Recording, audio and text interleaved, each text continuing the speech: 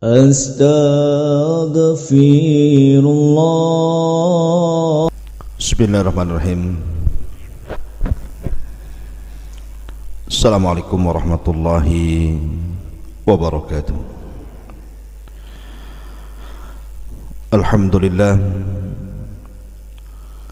Alhamdulillahilladzi hamdan katsiran tayyiban mubarakan fih kama yuhibbu rabbuna wa yardah. Asyhadu an la ilaha illallah wahdahu rabbi la syarika lah wa asyhadu anna Muhammadan abduhu wa rasuluhu alladzi la nabiyya ba'dah. Amma ba'du. Rabbi israh li sadri wa yassir li amri wahlul 'uqdatam min lisani yafqahu qawli.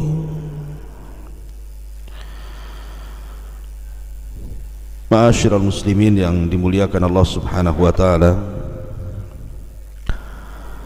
Alhamdulillah, di pagi hari ini Allah Subhanahu wa taala masih mempertemukan kita di Masjid Jabal Uhud. Kemudian salawat dan salam tak lupa saya haturkan kepada baginda alam Nabi besar Muhammad sallallahu alaihi wasallam. Pembahasan di pagi hari ini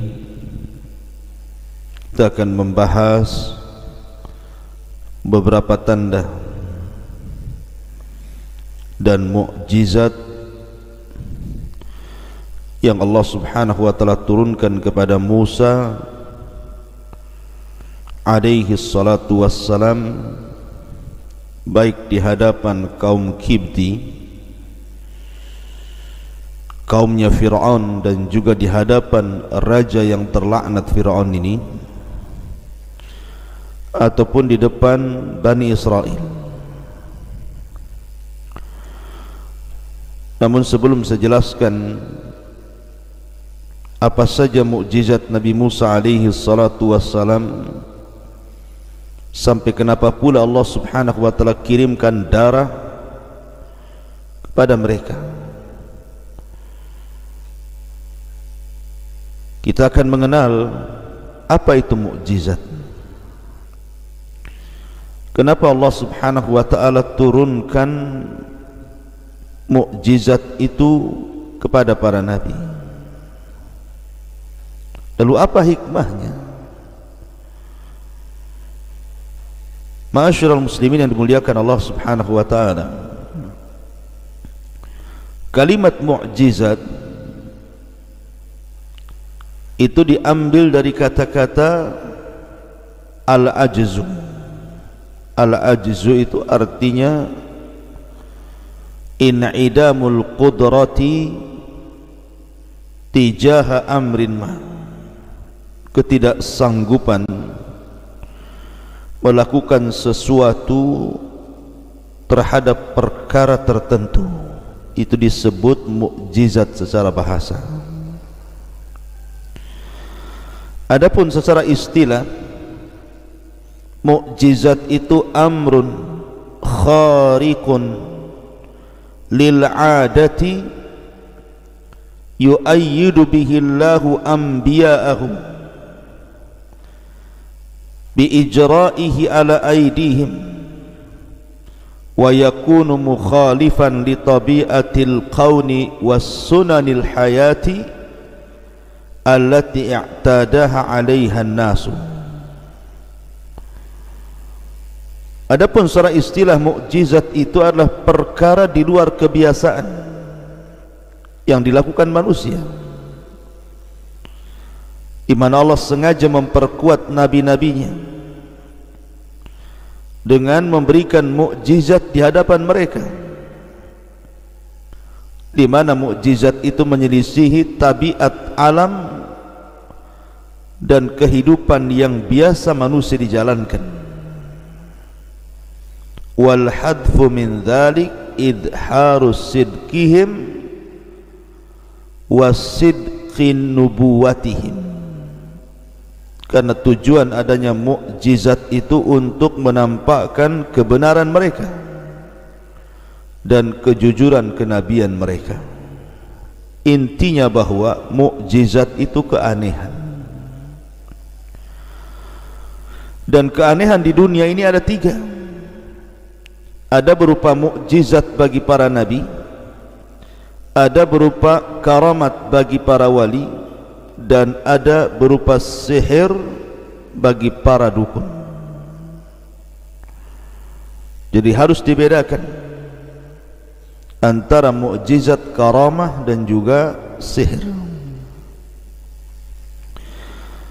Lalu kenapa mukjizat itu hanya khusus para nabi? Kenapa selain para nabi tidak diberikan mukjizat? Ma'asyiral muslimin yang dimuliakan Allah Subhanahu wa taala, maka kita katakan bahwa yang pertama, karena diberikan mukjizat itu khusus para nabi, adalah tuthbitu li aqwamihim, untuk menetapkan kepada kaum-kaum para nabi dan rasul tersebut sidqahum wa nubuwatahum, kebenaran mereka para nabi dan kenabiannya. Karena terkadang kaumnya para nabi itu ada yang satu kali diberikan mukjizat mereka beriman, tetapi ada yang berkali-kali diberikan mukjizat tidak beriman, sehingga terkadang harus berkali-kali nabi itu menampakkan mukjizatnya supaya memang benar dia seorang nabi, ucapannya benar, dan dianugerahi padanya mukjizat keanehan-keanehan, sehingga mukjizat itu bisa jadi hujjah terhadap para pendusta dakwah kepada kalangan para nabi dan rasul. Kemudian yang kedua, mukjizat itu perkara di luar kebiasaan manusia dan tanda dari tanda-tanda kuasa Allah,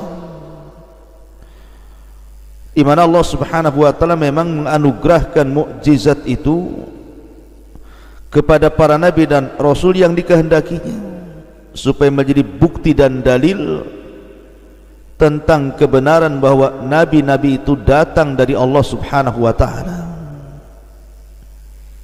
Bahkan terkadang mukjizat itu sebuah tantangan kepada kaum para nabi dan rasul.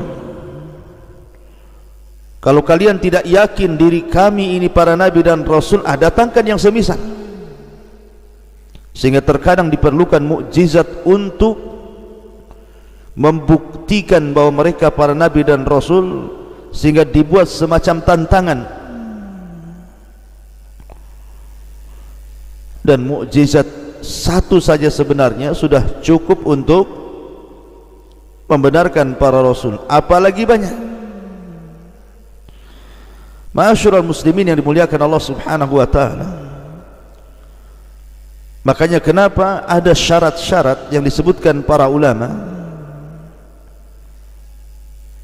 yang berkenaan dengan masalah mukjizat ini. Pertama, an yakunal amru mimma la yamliku wa la yastati'ul qiyamu bihi illallah, bahwa mukjizat itu tidak dimiliki dan tidak bisa dilakukan manusia kecuali izin Allah. Seperti lihat mukjizatnya Nabi Isa dan Musa, bisa menghidupkan orang mati karena izin Allah Azza wa Jalla. Nabi Musa dalam kisah Baqarah Bani Israel. Kemudian Nabi Isa juga ketika ada seorang pembesar meninggal, kemudian diusap, tiba-tiba hidup biiznillah karena izin dari Allah Subhanahu wa taala. Menghidupkan mati itu urusan Allah. Tidak ada orang mampu untuk menghidupkan orang mati. Tapi karena Allah izinkan, maka kun fayakun, sesuatu bisa terjadi. Kemudian juga syaratnya an yakunal amru khariqan lil mu'tad, mutajawizan lis sunanit tabi'atil ma'lufati. Faman idda'a an-nubuwata thumma akhbara bi anna mu'jizatahu dhallata 'ala sidqi nubuwatihim hiya tulu'u syamsi aw ghurubiha fa inna kalamahu dhalika la yu'addu musaddiqan li da'wahu ma anna tilkal umur la yamliku fi'luha illallah illa annaha sunnatun kauniyatun ya'rifuha an-nas wa ya'lifunaha wa kanat mawjudatan qabla iddia'in nubuwah. Jadi mukjizat itu harus di luar kebiasaan adat manusia, melampaui kehidupan yang biasa dilakukan secara tabiat manusia. Maka kalau seandainya orang itu mengaku bahwa dia seorang nabi, kemudian dia menunjukkan mukjizatnya, kemudian kita katakan apa mukjizat kamu, kemudian dia mengatakan aku yang kemudian menerbitkan matahari dari timur dan menenggelamkan di barat, maka kita katakan kenabiannya dusta, karena memang matahari terbit dari timur dan tenggelam di barat, kecuali kalau dibalik. Jadi mukjizat itu harus di luar kebiasaan tabiat manusia. Kemudian juga seseorang tidak bisa hanya mengaku, harus ada pembuktian. Ketika dia mengatakan saya bisa menghidupkan orang mati, artinya menghidupkan, betul-betul menghidupkan dari kematian menjadi kehidupan. Karena ada seseorang yang mengaku Tuhan, kemudian mengatakan ana uhyi wa umit, saya bisa menghidupkan dan matikan dengan cara mengeluarkan dua tawanan, yang satu dilepas, yang satu dibunuh. Kemudian dia mengatakan ana uhyi wa umit, saya bisa menghidupkan dan matikan. Bukan itu, tetapi betul-betul terjadi keanehan-keanehan itu. Ataupun tidak boleh mukjizat itu sesuatu yang orang lain memiliki dan Anda memilikinya. Adanya kesamaan, karena mukjizat itu biasanya masing-masing para nabi diberikan mukjizat yang berbeda. Kemudian juga alla ya'ti ahadun bimithlil amril mudda'i bi annahu mu'jizatun, fa in ata ahadun bimithlihi faqad kharaja an kaunihi laisa fi maqduril bashari wa asbaha amran mumkinan li ayyi ahadin wa mithlu dhalika la yusaf bi annahu mu'jizatun. Tidak boleh seseorang pun mendatangkan mukjizat yang semisal. Umpamanya seorang bisa merangkai kata-kata berupa syair, orang lain pun bisa berbuat syair. Berarti rangkaian kata itu bukan mukjizat karena orang lain bisa menirunya. Beda dengan Al-Quran, tidak ada yang bisa meniru Al-Quran, berarti mukjizat Al-Quran itu. Ma'asyiral muslimin yang dimuliakan Allah Azza wa Jalla, intinya bahwa mukjizat dikhususkan kepada para nabi itu untuk menampakkan kuasa Allah, mampu mengadakan sesuatu yang di luar tabiat manusia terjadi, sehingga itu membuktikan bahwa para nabi dan rasul benar-benar diutus oleh Allah Azza wa Jalla. Kemudian juga sebagai rahmat, kasih sayang Allah Subhanahu wa taala dengan adanya mukjizat itu, supaya orang bisa memandang bahwa memang ini seorang nabi, untuk memberikan jalan yang lurus bagi dirinya. Buktinya ada mukjizatnya. kemudian juga bisa membantu para nabi untuk lebih memudahkan berdakwah kepada umatnya. Karena terkadang para nabi itu diuji, saya ulangi, dengan berbagai macam watak dan tipe manusia, sehingga ketika ada mukjizat keanehan bisa membantu para nabi bahwa apa yang didakwahkan itu sebuah kebenaran, dan itu bisa dijadikan qiyamul hujjah, iqamatul hujjah, menegakkan sebuah hujjah terhadap manusia. Telah diutus kepada mereka para nabi dengan mukjizat keanehan yang tidak direkayasa. Ma'asyiral muslimin yang dimuliakan Allah Azza wa Jalla, lalu mukjizat apa yang Allah Subhanahu wa taala anugerahkan kepada Nabi Musa alaihi salatu wassalam? Ma'asyiral muslimin yang dimuliakan Allah Subhanahu wa taala, Allah Subhanahu wa taala telah khususkan kepada Nabiullah Musa alaihi salatu wassalam banyak mukjizat. Kenapa demikian? Karena Fir'aun dan juga orang-orangnya serta Bani Israel itu berbeda manusia seperti mereka dengan manusia yang lainnya. Kenapa demikian? Karena berkali-kali ataupun tidak cukup 1-2 kali tampakkan mukjizat, mereka tidak sadar. Ditampakkan 1 mukjizat, mereka makin kufur. Ditampakkan 2 mukjizat, makin kufur lagi. Ditampakkan 3 mukjizat, makin kufur lagi. Sehingga kekufuran yang berlipat ganda, yang terus menerus menjadikan Allah Subhanahu wa taala terus memberikan mukjizat kepada Musa untuk meyakinkan dia seorang nabi. Apalagi dia dihadapkan kepada seorang yang mengaku dirinya Tuhan, yang mengatakan ana rabbukumul a'la, saya Rabb kalian yang paling tinggi, yang mengatakan a ilahun ghairi, apakah ada Tuhan selainku? Fir'aun laknatullah alaihi. Maka dari sini Musa diberikan kekhususan yang dicatat dalam Al-Quran saja. Allah Subhanahu wa taala firmankan, walaqad ataina Musa 9 ayatin bayyinat, dan sungguh kami berikan kepada Musa 9 tanda-tanda kuasa Allah, tanda-tanda kebesaran Allah yang nyata bagi Bani Israel, terkhusus bagi Fir'aun dan juga bala tentaranya. Lalu apa saja 9 mukjizat yang Allah Azza wa Jalla anugerahkan kepada Musa itu? Yang pertama, al-hajaru, batu yang terpancar air minum.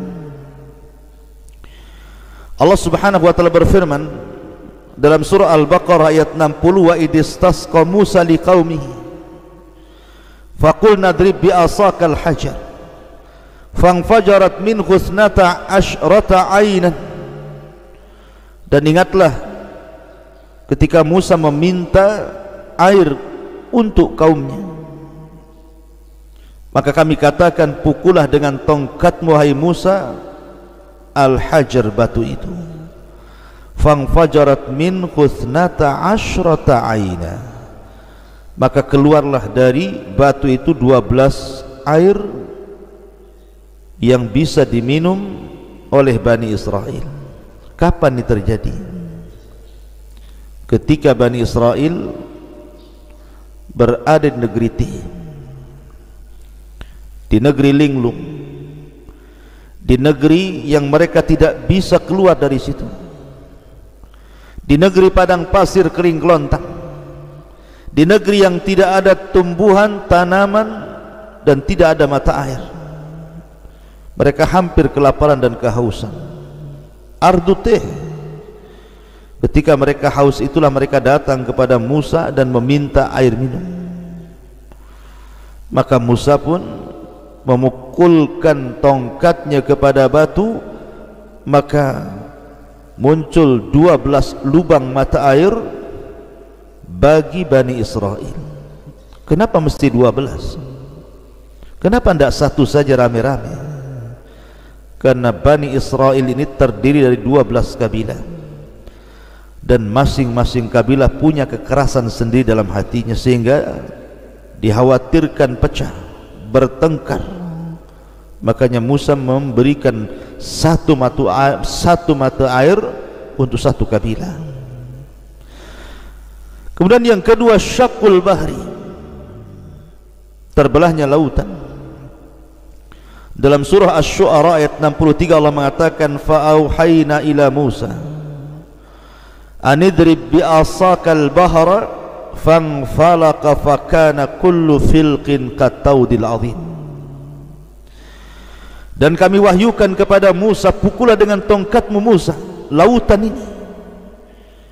Maka ketika Musa betul-betul memukulkan dengan tongkatnya lautan itu, maka tiba-tiba lautan itu terbelah dan menjadi 12 jalan.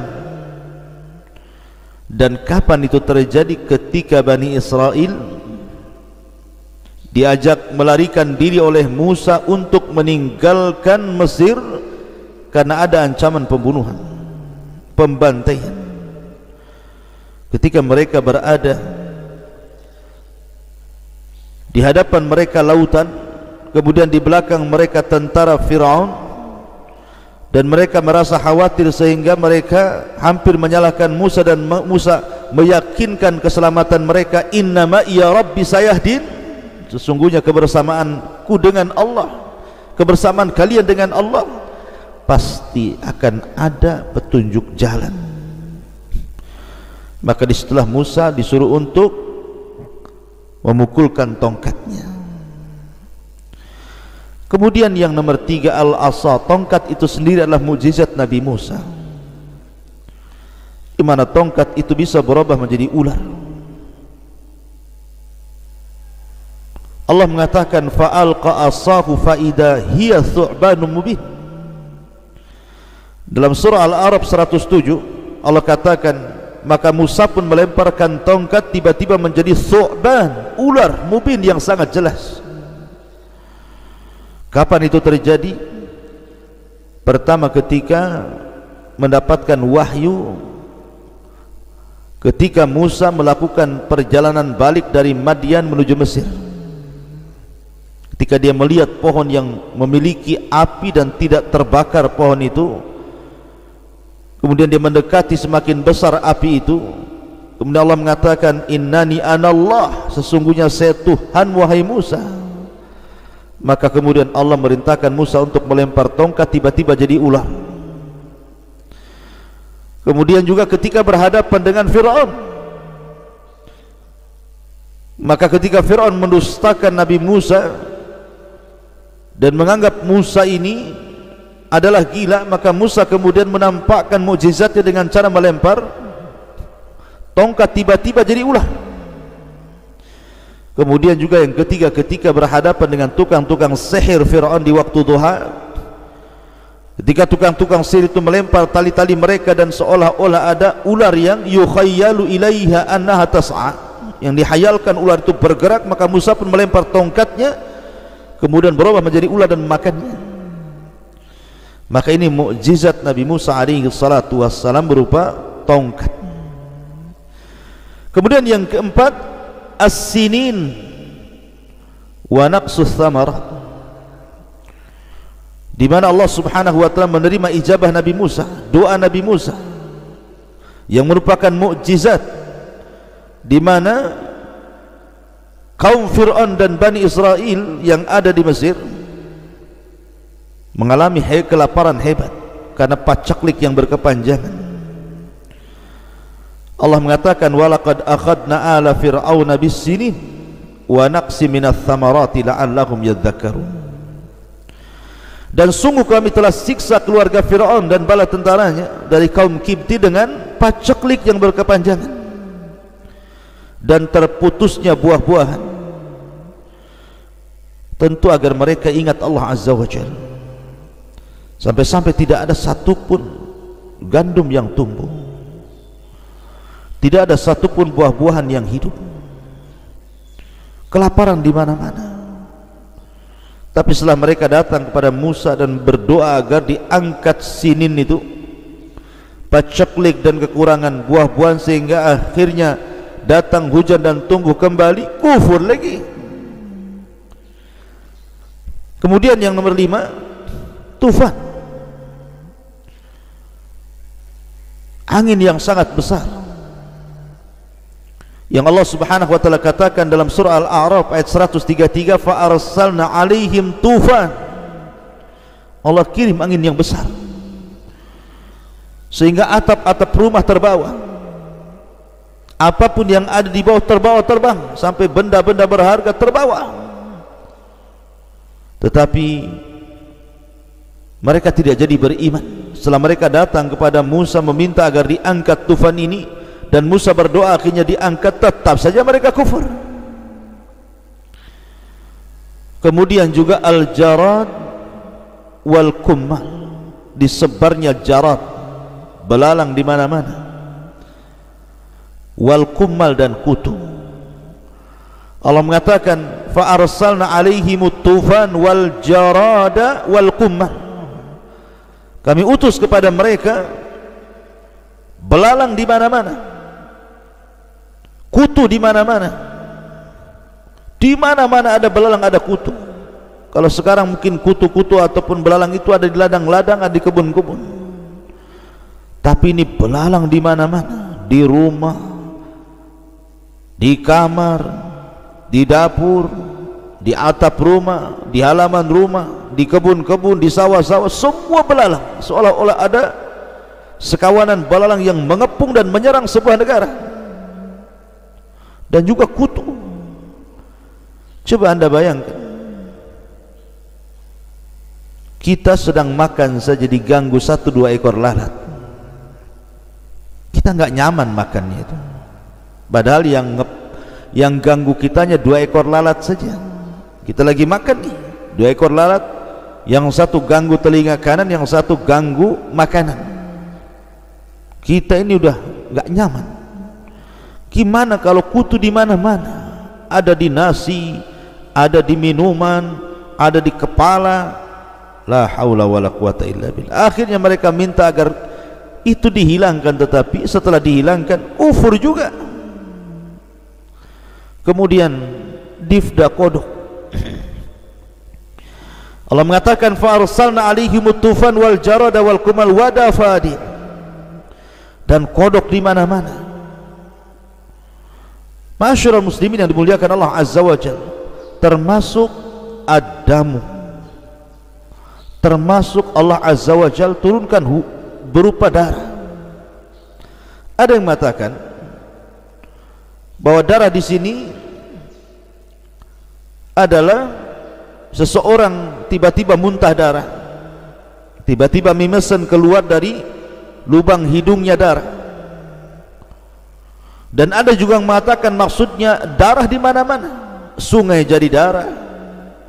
Ketika seseorang hendak minum, tiba-tiba airnya jadi darah.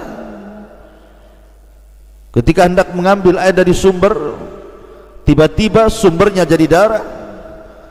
Pokoknya sesuatu yang berbentuk air semua menjadi merah. Mau sumber air, mau sungai, mau minuman, mau yang sudah ditampung dan begitu seterusnya, Allah buat warna merah. Dan Allah Subhanahu wa taala jadikan air-air itu darah. Siapa yang bisa minum air darah? Dan itu mukjizat Nabi Musa alaihi salatu wassalam, tapi tidak menjadikan mereka beriman, dan tetap saja mereka kufur. Kemudian juga di antara mukjizat yang ke-9 adalah al-yadul baydah. Tangan Nabi Musa kalau dikeluarkan bercahaya, masuk pesaknya keluar bercahaya. Allah mengatakan wa adkhil yadaka fi jaybika takhruj bayda min ghairi su fi tisi ayatin ila fir'auna wa qaumihi innahum kanu qauman fasikin. Dan masukkanlah tanganmu pada pesakmu hai Musa, akan keluar cahaya yang tidak akan memadaratkanmu pada 9 tanda-tanda yang Allah tampakkan kepada Fir'aun dan kaumnya. Sesungguhnya mereka kaum yang fasik.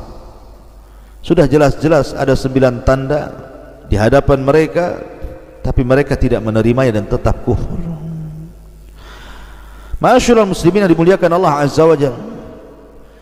Kemudian juga dari 9 tanda-tanda ini masih banyak tanda-tanda yang Allah Subhanahu wa taala anugerahkan kepada Musa. Seperti mampu menghidupkan orang mati dalam kisah Baqarah Bani Israel.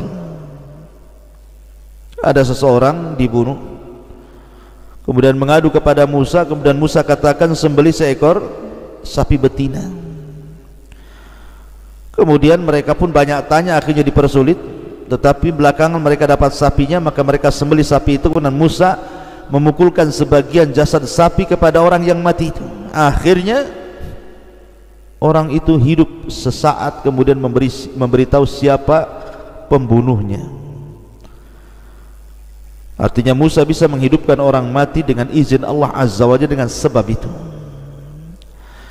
Kemudian juga diangkatnya gunung Tur ketika mereka berkhianat kepada Musa dengan menyembah patung anak Samiri, patung yang dibuat oleh Samiri, patung anak sapi. Kemudian Musa datang membawa Taurat dari bukit Tur Sina. Disuruhnya mereka mendengar ucapan Nabi Musa, tapi mereka mengatakan sami'na wa asaina, kami taat dan kami dengar, kami tapi bermaksiat. Maka Allah Azza wa Jalla tampakkan mukjizat Nabi Musa, diangkatnya bukit Tur itu di atas kepala mereka, sehingga Allah katakan wa id akhadna mitsaqakum wa rafa'na fawqakumut tur, dan kami angkat di atas kepala mereka, kepala kalian, gunung Tur. Seolah-olah dengan diangkatnya gunung Tur di atas kepala mereka, mau tobat atau kami lempar bukit Tur kepada kalian. Akhirnya mereka baru mendengar dan mengatakan sami'na wa ata'na, la haula wala quwata illa billah. Ucapan sami'na wa ata'na harus tampak mukjizat dulu, padahal sebelumnya sudah banyak mukjizat yang Allah Subhanahu wa taala tampakkan. Termasuk juga Allah Subhanahu wa taala mengusap harta Bani Israel dari dirham dan dinar menjadi bebatuan karena kufurnya mereka kepada Allah Azza wa Jalla. Termasuk juga menenggelamkan Qarun, di mana Musa memerintahkan bumi karena perintah Allah Azza wa Jalla kepada bumi agar taat kepada suruhan Musa. Akhirnya bumi itu pun nurut apa yang sesuai dengan diperintahkan Musa, kemudian menelan Qarun dan seluruh kekayaannya. Dan banyak lagi yang jelas bahwa setiap para nabi itu dianugerahkan mukjizat oleh Allah Subhanahu wa taala. Semua para nabi. Saya contohkan Nabi Saleh diberikan mukjizat seekor unta. Nabi Ibrahim dilempar ke dalam api, kemudian api itu menjadi dingin. Qul ya naru kuni bardan wa salaman ala Ibrahim. Kemudian juga Nabi Sulaiman paham dengan bahasa-bahasa binatang seperti hudhud, semut. Kemudian bisa menundukkan angin, jin, manusia dan begitu seterusnya. Termasuk juga mukjizat Nabi kita Muhammad sallallahu alaihi wasallam seperti Isra Mi'raj. Kemudian makanan dan minuman bisa menjadi banyak dari yang sedikit. Kemudian pohon tiba-tiba menangis di hadapan Rasul. Kemudian Rasul menghabarkan sesuatu yang gaib-gaib dan semua terjadi. Ada yang terjadi, ada yang sedang terjadi, ada yang akan terjadi. Atau keluar air dari jari-jari jemari Nabi sallallahu alaihi wasallam. Dan tentunya yang terbesarlah Al-Qur'an Al-Karim adalah mukjizat terbesar Nabi SAW yang akan tampak sampai hari ini, bahkan sampai kiamat dibangkitkan. Wallahu a'lam bishawab. Ini yang bisa sampaikan, mudah-mudahan bermanfaat. Subhanallah bihamdika asyhadu an la ilaha illa anta astaghfiruka wa atubu ilaik. Allahu ta'ala alam. Assalamualaikum warahmatullahi wabarakatuh.